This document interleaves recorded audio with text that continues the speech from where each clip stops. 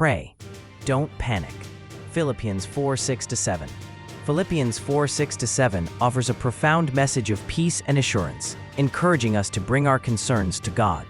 The passage reads, "Do not be anxious about anything, but in every situation, by prayer and petition, with thanksgiving, present your requests to God. And the peace of God, which transcends all understanding, will guard your hearts and your minds in Christ Jesus." This passage begins with a powerful exhortation. Do not be anxious about anything.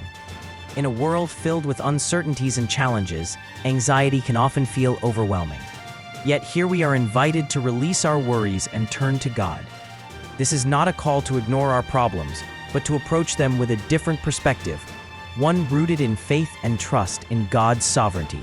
Matthew 6:25-34.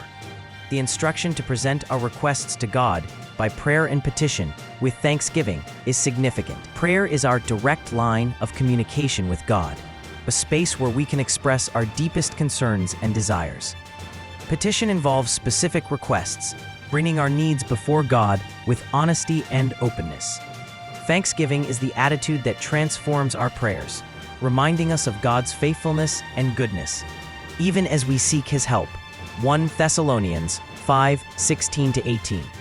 The promise that follows is extraordinary, and the peace of God, which transcends all understanding, will guard your hearts and your minds in Christ Jesus. This peace is not dependent on our circumstances. It is a divine peace that surpasses human comprehension.